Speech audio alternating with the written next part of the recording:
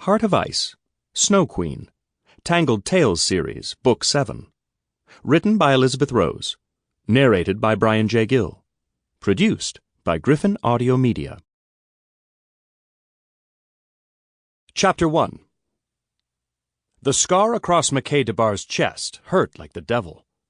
Lifting up his tunic, he studied the wound that covered the area of his heart, carefully running 2 fingers over the long gash. Yesterday, at his sister Ella's wedding, he had gotten into a confrontation with the old witch Hecuba. He'd managed to break her magic mirror. But when it exploded, shards of glass filled the room. One large shard stuck in his chest, and he was certain magical dust from the mirror got into his eyes. Gazing into the standing mirror in his solar, he swore the wound glowed. He blinked and tried to clear his vision, thinking he needed to wash out his eyes again. But when he looked a second time, it was still glowing. "My lord," his squire, Oliver, stuck his head into the room, looking through the open door. "What are you doing?" MacKay dropped his tunic and spun around on his heel. "Ollie, why the hell don't you knock before you enter a room?" While the young man's name was Oliver, MacKay and almost everyone else called him Ollie. "I did knock, Sir MacKay. I guess you were too busy admiring your looks to hear me." Ollie smiled and stepped into the room. "I wasn't admiring my looks. That vain act is held by my sister Rap."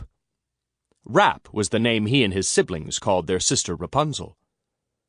"She doesn't do that much anymore since she married the Dragon Lord. Or so I've heard from your brothers," said Ollie. MacKay was one of 7 siblings, all boys except for the 2 girls. All his siblings had, at one time or another, been cursed by Hecuba. That is, all except him. He rubbed the scar on his chest right through his tunic, worried about the warning Hecuba gave him when he demolished her mirror and was hit by the pieces. "You're thinking about Hecuba, aren't you?" asked Ollie. "Why would you say that?" His hand stilled atop his chest. "I saw you looking at the scar made by her broken mirror. Are you worried?" "Worried?" He swished his hand through the air, trying to make light of the situation. "Ha! I've nothing to worry about. The hag's mirror is gone, isn't it? Remember, she told you that in breaking her mirror, you've managed to curse yourself, my lord." "I'm not worried about curses." "Then why were you looking in the mirror at your scar?"